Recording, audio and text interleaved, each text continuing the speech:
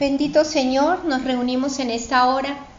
Como siempre, la cita es contigo. Y nosotros vivimos en función tuya. Queremos ser diligentes, queremos darte nuestro mejor tiempo, queremos ser excelentes para ti. En esta hora ponemos delante de tu presencia este tiempo, que seas tú hablando, que seas tú redaguyéndonos, Señor, alimentándonos. Saca de nosotros el temor, el miedo, la soledad, la escasez, la enfermedad, todo, Señor, a los que estamos aquí y a los que van entrando, Señor. Te pedimos que seas tú glorificándote, que seas tú protegiéndonos y dándonos esperanza, Señor, porque nuestra bendita esperanza eres tú, Jesucristo. Prepáranos, porque cada día estamos más cerca del momento en que vengas a recogernos. Te damos gracias, te pedimos que seas tú hoy fortaleciéndonos en el nombre de nuestro Señor Jesucristo y con tu poder, Espíritu Santo. Amén. Antes de empezar hoy el tema de Proverbios 27, quiero leer la palabra que está en Colosenses capítulo 2, desde el versículo 1. Quiero que sepan que es grande la lucha que sostengo por ustedes y por los que están en la Odisea, lo mismo que por todos los que nunca me han visto personalmente. Este es un sentimiento de un corazón de pastor. Pablo está mirando a la iglesia de Colosas y les está expresando la carga que tiene en su corazón, que cuando el pastor quiere servir a Dios, el Señor coloca lo que en el mundo cristiano llamamos carga o peso, que es una sensación de necesidad, incluso con cierta urgencia, de satisfacer cierta tendencia. En este caso, Pablo era la de ir a la iglesia de Colosas y explicarles quién era el Señor Jesucristo. Esa es la lucha que él sostiene. Es decir, como un padre preocupado por sus hijos, quiere llevarlos al completo entendimiento rápidamente. Y explica a continuación cuál es su carga. Dice en el versículo 2, para que su corazón se anime y para que permanezcan unidos en amor hasta que alcancen todas las riquezas que provienen de la convicción y el entendimiento, para que conozcan el misterio de Dios, el Padre y de Cristo. Versículo complejo por la cantidad de información que hay ahí. Está diciendo Pablo que la carga que él tiene es la de que los cristianos de Colosas se animen, tomen fuerzas en el corazón, tengan entusiasmo, tengan ardor, pasión por las cosas de Dios y permanezcan unidos entre sí y a la congregación. Este sentimiento yo creo que todos los pastores lo tienen, es el de buscar que la iglesia esté animada hacia el crecimiento en el Señor Jesucristo. Digo que casi todos los pastores, porque excepto aquellos que estén buscando su propio bienestar, su propia comodidad, de resto, un pastor realmente interesado en la obra de Cristo también está interesado en que las ovejas de Cristo estén despiertas y estén madurando hasta que alcancen todas las riquezas que provienen de la convicción y el entendimiento. Las riquezas como perlas que uno va encontrando a lo largo de la palabra y que es lo que hemos estado buscando en el estudio de Proverbios. Perlas de sabiduría que nos sirvan para las acciones y las decisiones de cada día y las decisiones espirituales también. El conocimiento del Señor, convicción y entendimiento. Pero termina ese versículo con que el objetivo primordial es conocer el misterio de Dios el Padre y de Cristo. ¿Cuál es ese misterio? Ya lo ha explicado Pablo en otras epístolas. El misterio es Cristo en ustedes. Amén. Amén. ¿Cómo es eso de que una frase tan sencilla y tan corta se convierta en un misterio? es que algo tan sencillo como esto, conocer a Cristo, no es solamente cuestión de abrir libros y oír sermones. Es entender por fe que Cristo está morando en el corazón, que ese es el misterio que Dios quería revelar en el Nuevo Testamento. Que Cristo al morir en la cruz iba a salvar a los que eran de Dios, y al colocarse en el corazón de los verdaderos creyentes iba a hacerles vivir una vida completamente nueva. Es un misterio porque es algo que no ve la mayoría. Pareciera que muchos anduvieran con los ojos tapados, voluntaria o involuntariamente. En este tiempo se ve como una confusión en las decisiones cotidianas y terrenales, pero también en las decisiones espirituales. El entendimiento y la convicción están bien confundidos, porque el cristiano que conoce este misterio es un cristiano que continuamente está mirándose a sí mismo, entendiendo que él es templo del Espíritu, o templo del Espíritu de Cristo, si quieren así, y por tanto renueva su relación continuamente. Señor, tú estás en mí. Señor, dame tú, por favor, la fortaleza que necesito para este tiempo. Amén. Dame tú, Señor, la paciencia para soportar todas las cosas que no podría en la carne. Dame tú, Señor, la continuidad, la perseverancia y la fidelidad para mantenerme aunque me esté sintiendo agotado o mal o débil. Es un misterio tan sencillo en la fe y que tantísimos cristianos no logran encontrar porque siempre están mirando hacia afuera, están mirando a lo que dice determinado pastor o tal otro, y esa verdad está ahí en la palabra. Entonces un pastor dice una cosa, otro pastor dice otra y empieza la confusión, porque están mirando a los pastores en vez de mirar a Cristo. Dice en Colosenses 2:3, en quien se hallan escondidos todos los tesoros de la sabiduría y del conocimiento. ¡Qué belleza! En Cristo está la sabiduría. Es tan sencillo. La vida cristiana es tan sencilla. La vida espiritual madura es tan sencilla.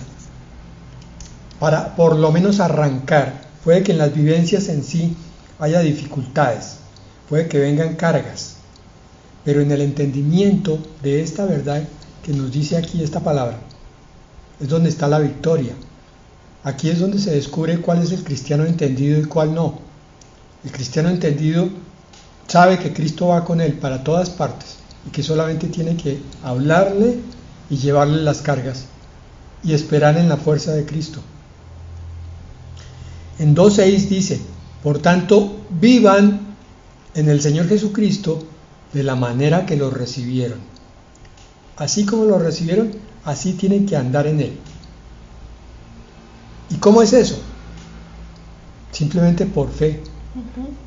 Es tan sencillo que solamente es creer en que Cristo está en tu corazón y que con clamar a Él, invocarlo, en cualquier necesidad que tú tengas, si te falta fe, si te falta continuidad, si te falta fortaleza, cualquiera de esas, Señor, tú que estás conmigo, que vas para todas partes conmigo, que duermes en mi cama, que te levantas conmigo, que te sientas a la mesa del comedor conmigo, Señor, tú que me acompañas todos los días, a ti te pido, déjame creer en que tú puedes ayudarme en esta batalla que tengo, Señor. en esta lucha.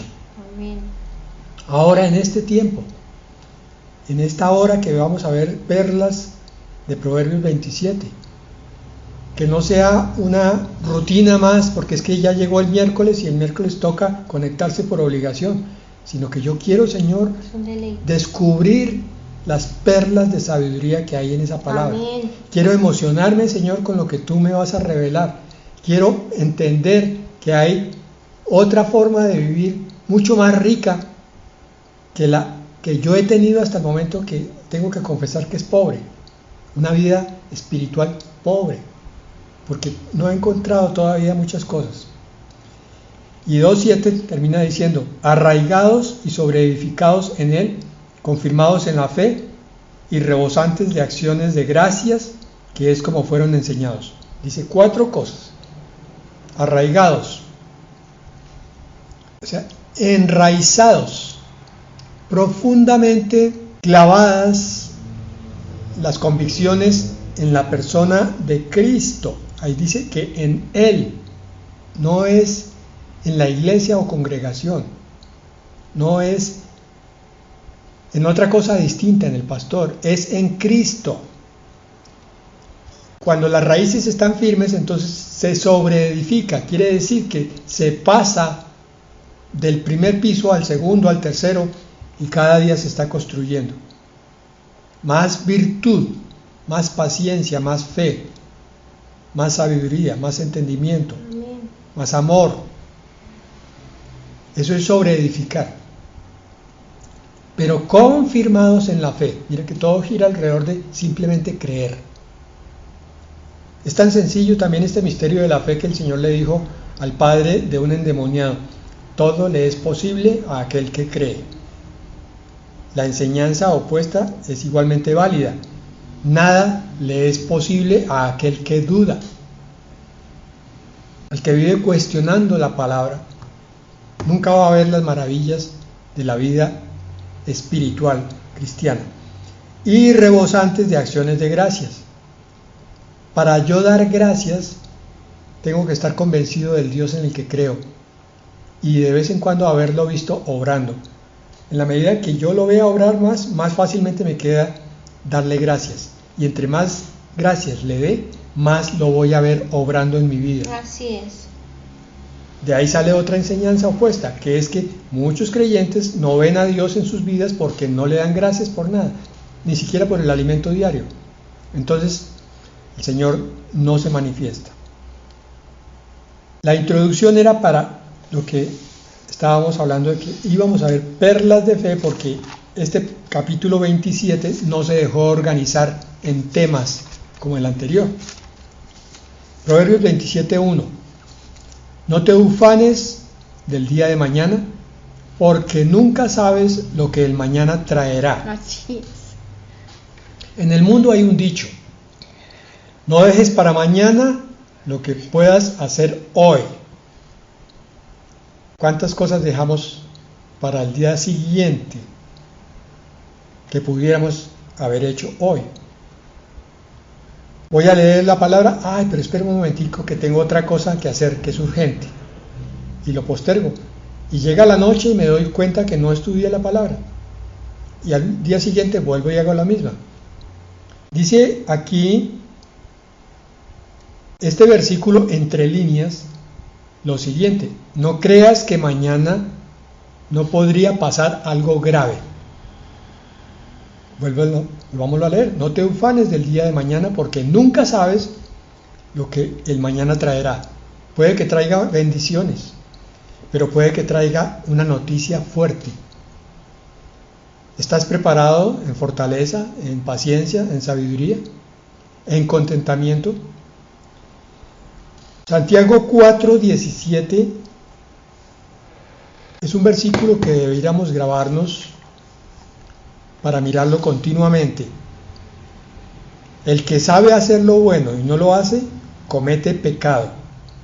Resulta que aquí está diciendo que no debemos postergar las cosas, que no debemos dejar cosas pendientes, principalmente en el nivel espiritual.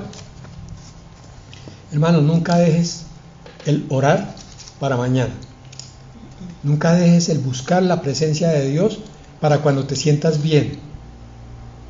No dejes el entrar en comunión con Dios porque es que ahora estás muy estresado y muy angustiado.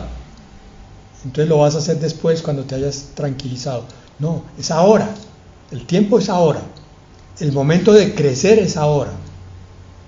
No postergues tu crecimiento espiritual.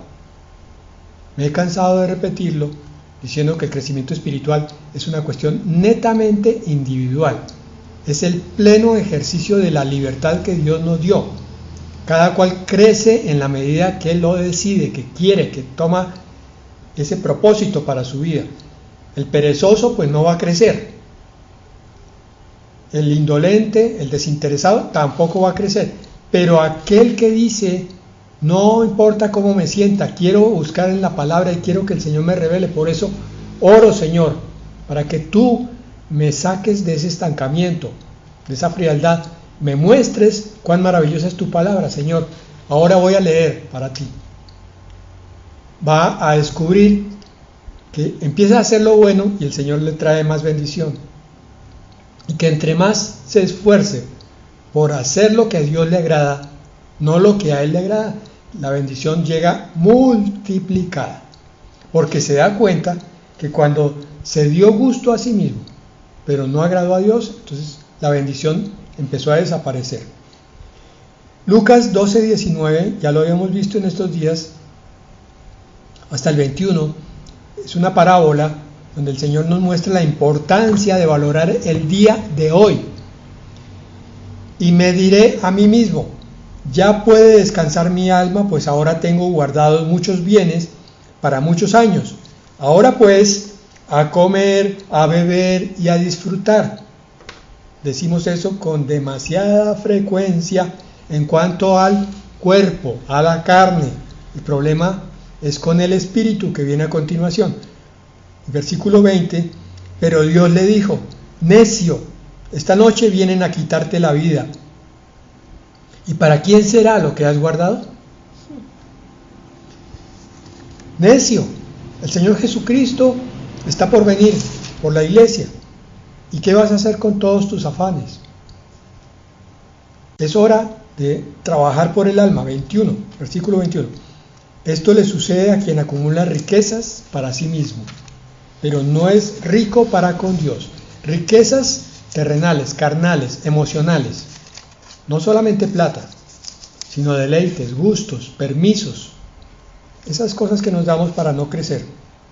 Aquí hay una enseñanza que vuelvo a repetir con un dicho del mundo. No dejes para mañana aquello que puedas hacer, resolver, estudiar hoy. Proverbios 27:2. Es mejor que te alabe gente extraña y no que te alabes tú mismo. Ya habíamos visto este tema, sin embargo volvemos a repetirlo. En el mundo hay un dicho, gente melosa, gente amargosa. Cuando alguien te alaba mucho, probablemente el corazón tiene algo no muy agradable. Lucas 6:26, la enseñanza hoy la vamos a sacar por otro lado. Ay de ustedes cuando todos los alaben, porque lo mismo hacían con los falsos profetas, los antepasados de esta gente. Un poquito de contexto. En Mateo 5 hay 9 bienaventuranzas. En Lucas 6 hay 3 bienaventuranzas y 3 ayes. De esos, este es uno.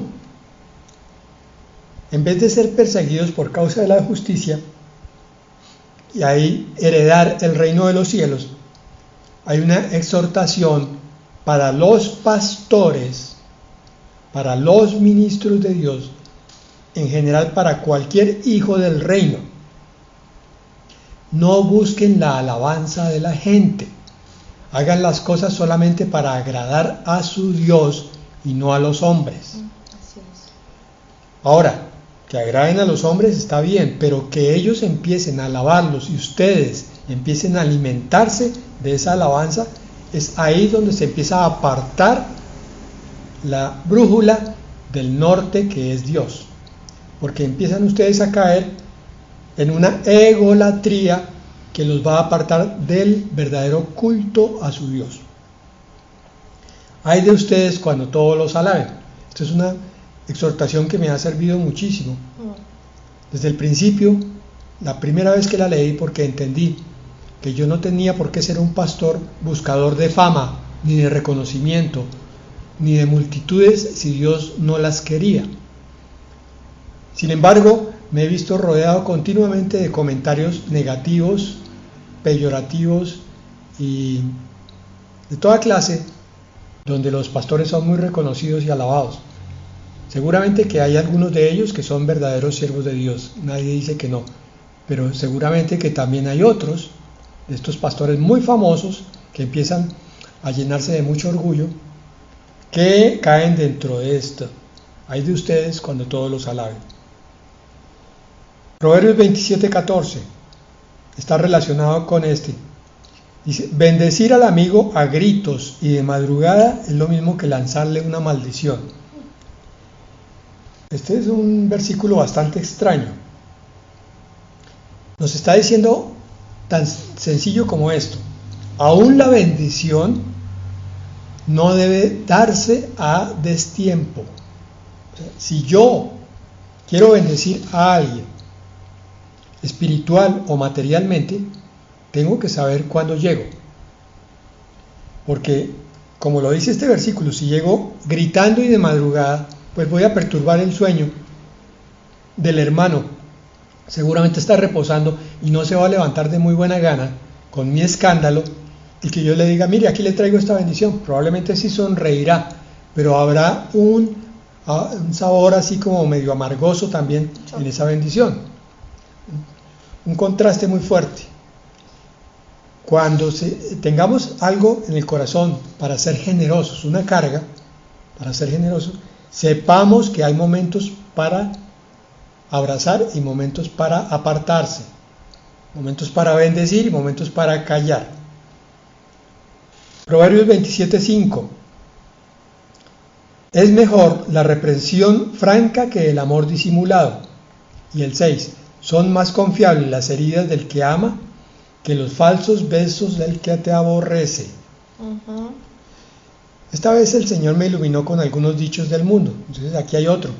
Porque te quiero te aporreo, dicen vulgarmente. Porque te quiero te castigo. Es lo que está diciendo este versículo. En Hebreos 12:11 dice, para entender bien cuál es el mensaje de esta palabra. No nos gusta cuando nos corrigen, porque nos duele, pero luego de haber sido corregidos, da buenos resultados. Entonces nos llenamos de paz y empezamos a vivir como debe ser. Yo he visto demasiadas personas que tienen miedo a corregir. A veces el padre o la madre tiembla ante el pensar que tiene que decirle a su hijo que está haciendo algo mal. Pareciera que se estuviera enfrentando a un gigante. Es entender, mis hermanos, ni más ni menos, que el amor también implica corrección. El verdadero amor, que está en Hebreos 12, del cual estaba formando parte el versículo 11 que leímos, nos describe la disciplina de Dios. Y en ese pasaje se nos muestra que Dios al que ama, disciplina. Por tanto, un padre o una madre de familia tiene que disciplinar a sus hijos. Lo que no hay es que confundir la disciplina con el castigo cruel. Es muy diferente. Puede que la disciplina conlleve algo de castigo físico. De pronto, una palmadita o el quitar una prebenda o una bendición, permiso. Pero está totalmente prohibido el castigo cruel. Eso no es lo que está defendiendo la palabra de Dios, pero sí está defendiendo la reprensión con verdadera autoridad. Entonces la confusión está en qué es autoridad. Autoridad no es ejercer violencia. Autoridad es mostrar que la persona que está dirigiendo sabe lo que hace y le está pidiendo al orientado que siga el mismo camino y que si no, tiene que atenerse a las consecuencias. Un cristiano maduro tiene que saber corregir con fuerza, con fortaleza interior, no con crueldad, sino con fortaleza interior. El concepto de autoridad es algo que se construye, se toma la decisión de orientar sabiamente a otra persona y entonces se para sobre sus pies el que va a corregir y empieza a usar la autoridad que Dios da para estas condiciones. Así es. La cuestión es tan grave, que muchos, aún en la iglesia, se revelan cuando el pastor ejerce disciplina. Cuando el pastor se para firmemente y exhorta, entonces la iglesia dice, no, a ese pastor le falta amor. Porque la iglesia ignorante está confundiendo lo que es permisividad con amor. El amor no es permisivo. El amor lo que busca es el bienestar del ser amado. Y el bienestar incluye corrección con disciplina. Un principio de la educación definitivamente es el orden y la disciplina. Si no hay eso en la iglesia, no hay eso en la casa, entonces tenemos el caos y el desorden. ¿Por qué? Porque todo niño, estamos hablando de un bebé, de un infante de pocos años, tiende hacia el desorden, hacia el caos, hacia la rebelión, por su propia naturaleza con la que viene al mundo. Muchas mamás dicen mi angelito, pero es que ese angelito parece más un demonio que un ángel, la mayoría de las veces. Entonces toca corregirlo con firmeza. Y lo mismo pasa en la iglesia. Los recién llegados son como bebés, como infantes indisciplinados. Entonces toca corregirlos. Y si no les gusta, pues entonces pueden irse, pero hay que hacerlo. En ese caso, el pastor pierde popularidad y simpatías con toda seguridad, pero está agradando a Dios. Y el que no se quiera someter a la autoridad en la iglesia, tampoco se va a someter a la autoridad de Dios. Ese es el problema que no entienden muchas madres. Madres o padres permisivos no están entendiendo que están criando rebeldes permanentes, que no le van a agachar la cabeza a Dios cuando tengan ni 15, ni 25, ni 45 años, porque a los 5 lo dejaban hacer lo que se les daba la gana. Proverbios 27:7. Quien no tiene hambre, rechaza la miel. Quien tiene hambre, halla dulce lo amargo. Muy sabio este proverbio. En el mundo dice, cuando el alumno está listo, llega el maestro. Aquí lo que vemos es que a veces nosotros desperdiciamos cosas valiosísimas que en otro momento nos harían mucha falta, simplemente porque no hemos desarrollado el hambre espiritual. Llega la miel y la rechazamos. No tenemos hambre. La razón por la que no tenemos hambre es porque muchas veces estamos llenos de basura. He usado un ejemplo. Si yo voy por Bogotá haciendo vueltas y llega la hora del almuerzo, tengo dos opciones. Entro a un restaurante y pido un almuerzo adecuado, o me meto a una tiendita donde venden unas empanadas muy ricas con una gaseosa. Me como 5 o 6 empanadas y una gaseosa. Quedé lleno, igual que si hubiera almorzado, pero la diferencia es la sensación de llenura, por un lado, y por otro, que pasadas pocas horas voy a volver a tener mucha hambre cuando almorcé con empanadas. El cristiano debiera ser un gourmet, o sea, alguien que se deleita comiendo manjares que están a la distancia de la mano, solamente con coger una escritura, una Biblia, alimento de mucha calidad. Pero muchas veces escoge las empanadas, que son las redes sociales, el internet, los programas de televisión, el hablar con los vecinos, cosas nada constructivas.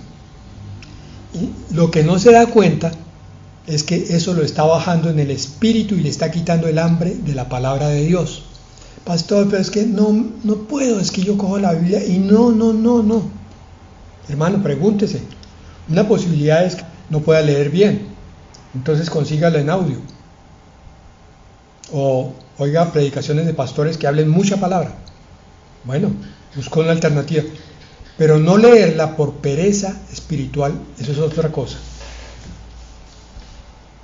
Esa persona escogió no crecer con el alimento, con la miel. No tiene hambre y por tanto rechaza. Pero miren, el que tiene hambre, hasta lo amargo lo encuentra delicioso, dulce. Sí. El secreto del crecimiento es saber elegir. ¿Qué? Lo que lo hace crecer y rechazar lo que no lo deja crecer. Una figura muy clara es la del globo aerostático, que cuando se calienta suficientemente el aire, por solo impulso físico tiende a subir, pero para poder subir tiene que botar el lastre, el peso.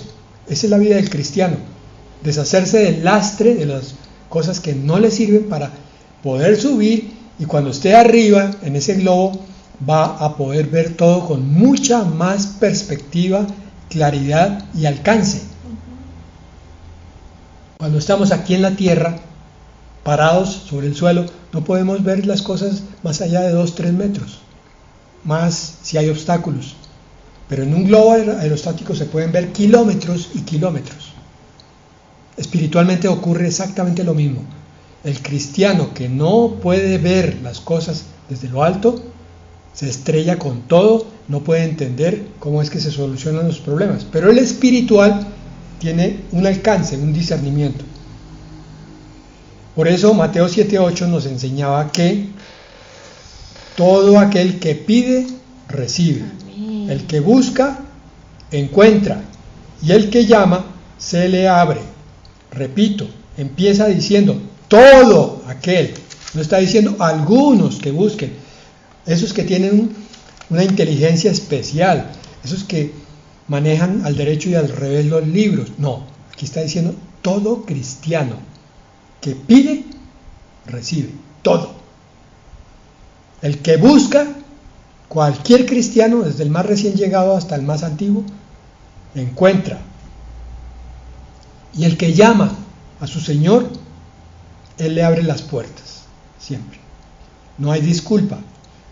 Es que yo tengo un retraso mental que me empezó hace 2 meses, pastor, usted no sabe eso.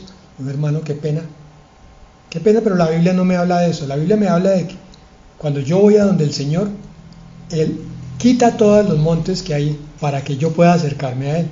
Hasta mi retraso mental, si es que nací con Él. Moisés era tartamudo y sin embargo el Señor lo puso a liderar un pueblo y fue el mejor líder.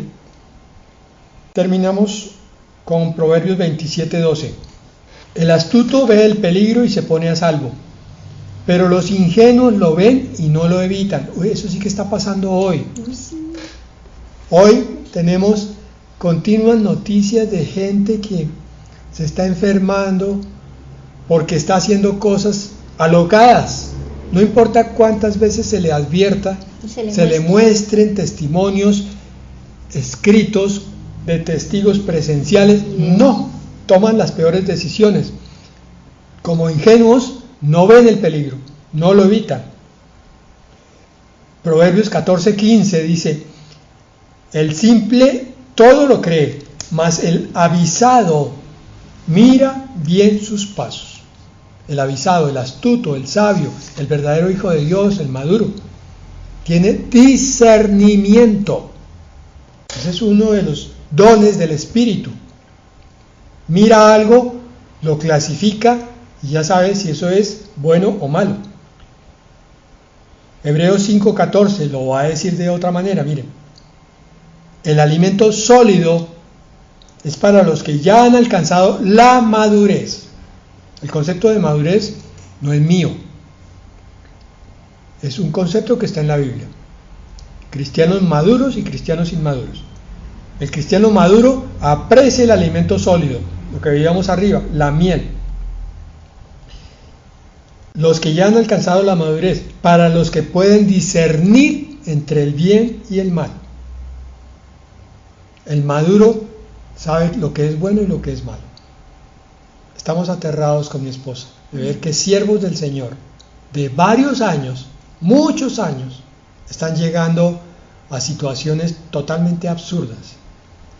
Este es un tiempo realmente bien extraño desde que empezó la pandemia. Es un tiempo espiritual donde las mentes han tomado una de 2 direcciones. Los que se han llenado de indiferencia y de pereza se han vuelto cada vez más ingenuos, más torpes en sus decisiones.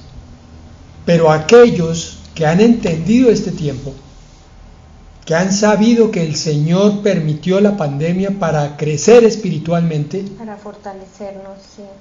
que han sabido que este tiempo es de preparación para la venida del Señor Jesucristo y de santificarnos, entonces se han despertado, han mejorado su discernimiento, han comprendido cosas de la palabra que hace apenas 2 años no entendíamos, menos, año y medio.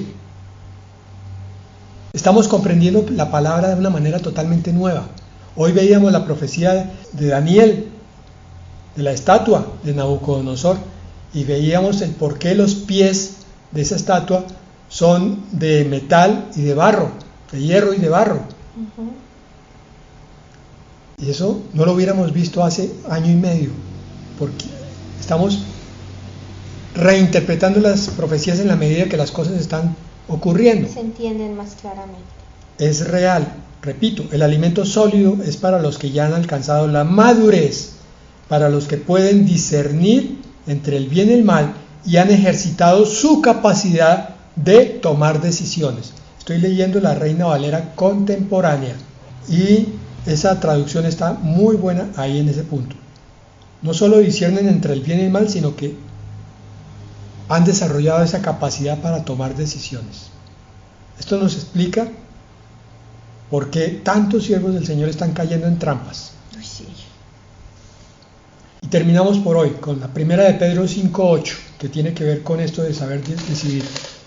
Primera de Pedro 5:8 dice: sean prudentes y manténganse atentos, es decir, tengan discernimiento en todo momento, porque su enemigo es el diablo y él anda como un león rugiente buscando a quien devorar.